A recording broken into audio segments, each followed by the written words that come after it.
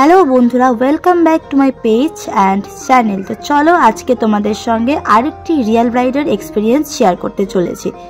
আজকের ব্রাইডের নাম কি বলো তো, কোন নামটা বলো তো? রাজশ্রী দাস। তো আজকে আমরা কাজ করতে চলেছি রাজশ্রীর সাথে। আর ওর কি রকম কাজ পছন্দ একটু শেয়ার করো। কি রকম লুক যাচ্ছ আজকে তুমি? কি রকম বলতে তোমার কি রকম পছন্দ? তোমার কিছু পছন্দ আছে কি? সিম্পলের মধ্যে। আচ্ছা ঠিক আছে, তো দেখা যাক। ও তো কিছু জানালো না, তো নিজের মতো করেই করে দেবো কাজটা। ওর কেমন লাগে পরে রিয়াকশনে জানতে পারবো আমরা। তো দেখতে থাকো। তাহলে বন্ধুরা, ব্রাইডের নাম ঠিকানা সব তো তোমরা জেনেই নিলে। এবার চলো ব্রাইডের স্কিন সম্বন্ধে একটু জানা যাক। তো ফার্স্ট আমি স্কিনটা প্রিপেয়ার করে নিচ্ছি। ওর প্রথমে আমি ফেসটা, যেহেতু আমরা আসার আগে ওর ভাত কাপড় হচ্ছিল, তখন হালকা একটু মেকআপ ছিল, তাই আমরা করলাম কি স্কিনটাকে ডাবল ক্লিনজিং করলাম। মানে প্রথমে আমরা ফেস ওয়াশ দিয়ে করেছিলাম, দেন আমরা ওয়াইপস ইউজ করেছিলাম। এটা সবাই যারা যারা বিজ্ঞানার আছে সবাই এই টেকনিকটা ফলো করো, কারণ অনেক বিজ্ঞানার আছে যারা ফার্স্ট ক্লিনজিং করো, ক্লিনজিং করে পরে ছেড়ে দাও স্কিনটা, পরে কি হয়ে যায় তোমার স্কিনের প্রিপেয়ার গন্ডগোল হয়ে যায়। অ্যান্ড লাস্ট ফিনিশিং কি হয়, মেকআপ আস্তে আস্তে অক্সিডাইজ হতে হতে কালো হতে থাকে। ওটা অনেকের মুখে শুনেছি, কিন্তু তোমরা যখন ডাবল ক্লিনজিং করে ফেসটা প্রিপেয়ার করবে তখন দেখবে আর কালো হওয়ার চান্সেস থাকে না। দেন তোমরা টোনার, ময়শ্চারাইজার, বাকি যা সিরাম বাগেরা যা যা থাকে ওগুলো সব ইউজ করো, দেখবে স্কিন কিন্তু যত টাইম যাবে তত ফ্ললেস হবে। মানে তোমরা যে কোনো জিনিস করো সবার আগে কিন্তু স্কিনকে ক্লিনিংটা তোমাদের খুব সুন্দর করে করতে হবে। দেন ফাউন্ডেশন লাগিয়ে দিলাম, লাগিয়ে দিয়ে এখন কনসিলিং করছি। আর ফেসটাকে এখন দেখতে একটু সাদা ভূত লাগছে না, বাট টেনশন নেই, দেখতে থাকো ভিডিওটা। দেখতে দেখতে দেখবে অটোমেটিকলি স্কিন শেপে চলে আসছে, কারণ আমি তখনও পর্যন্ত কিন্তু কন্ট্যুরিং করিনি। আর কন্ট্যুরিং না করলে তো সাদা ভূত লাগবেই। তো এখন দেখো যখন কন্ট্যুরিংটা আমার হয়ে গেল, এখন কিন্তু অনেক তো ফেসটা ম্যানেজেবল আসছে। তো প্রথমে তো আমি প্রথমে আমি ক্রিম কন্ট্যুরিং করেছিলাম। আমি এখন লুজ পাউডার দিয়ে মুখটা লক করার পরে, মানে ফেসটা লক করার পরে এখন আমি পাউডার কন্ট্যুরিং, পাউডার ব্লাশ এগুলো ইউজ করছি। তো আজকের ব্রাইডের সঙ্গে কিন্তু আমরা বেশ হেসে খেলেই কাজ করছিলাম। তো আজকের ব্রাইডের সঙ্গে একটা মজার ঘটনা ঘটেছে। সেটা হলো, ব্রাইড কিন্তু আমাদের রিলেটিভ লাগে, যেটা কিন্তু আমরা জানতাম না। অ্যাকচুয়ালি একটু দুঃসম্পর্কে, যার জন্য জানতাম না। কিন্তু ব্রাইডের সঙ্গে দেখা হওয়ার পরে মুখটা বেশ চেনা চেনা লাগছিল, কিন্তু বারবার আমরা কিন্তু বলছিলাম যে তোমাকে না আমাদের একটা মামার মতো লাগছে, এরকম নাম। কিন্তু ব্রাইড তবুও কিচ্ছুই বলছিল না আর কি। তো আমরা ভেবেছিলাম যে হতেই পারে একই রকম ফেস সবার।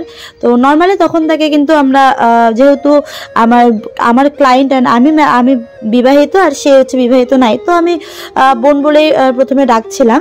কিন্তু পরবর্তীতে যখন দেখলাম যে আমার মামা শ্বশুর ব্রাইডের ছবি যখন দেখলাম যে পোস্ট করেছে, তারপরে যখন জিজ্ঞেস করলাম, পরে শুনলাম যে আমার মামা শ্বশুরের এ কাকাতো বোন হয়। তো মামা শ্বশুরের সঙ্গে ভালো করে চেনা পরিচিত, যেহেতু আর কি সবসময় যাওয়া আসা করি, কিন্তু এদের সঙ্গে অতটা চেনা পরিচিত নেই। আর মামা শ্বশুর বলে ভেবো না যে বড্ড ওল্ড। এই যে এটা যেমন মাসি শাশুড়ি, বেশ এখন এই সবেমাত্র বিয়ের পিড়িতে বসলো, মামা শ্বশুরও কিন্তু সেম। কিন্তু যেহেতু হবে সম্পর্ক, তো সেই সম্পর্কটা বলাটাই ভালো।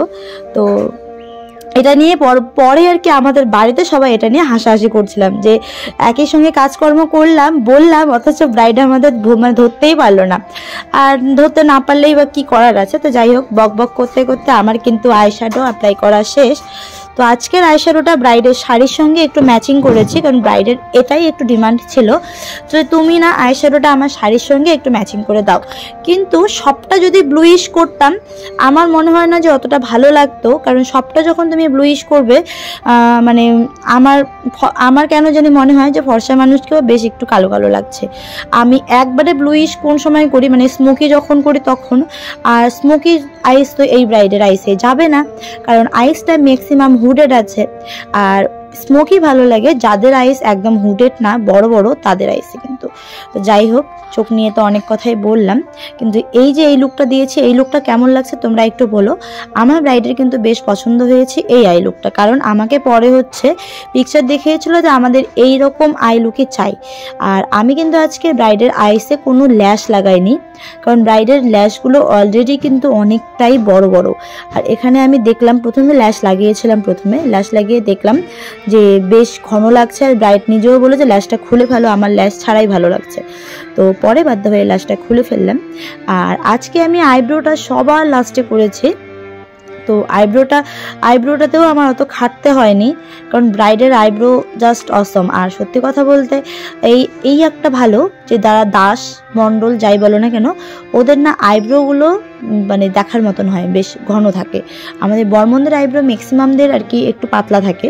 তো যাই হোক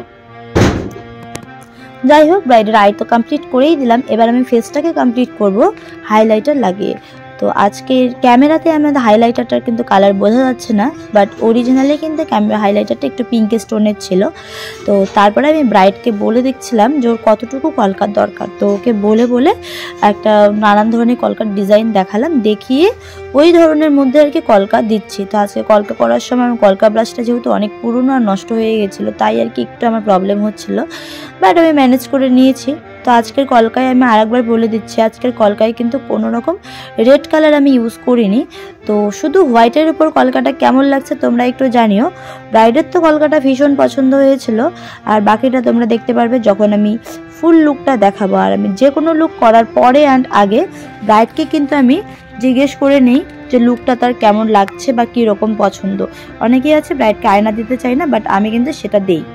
এখন বলো সব ঠিকঠাক আছে? পছন্দ হয়েছে তো? ঠিক আছে, চোখটা একটু বন্ধ করো।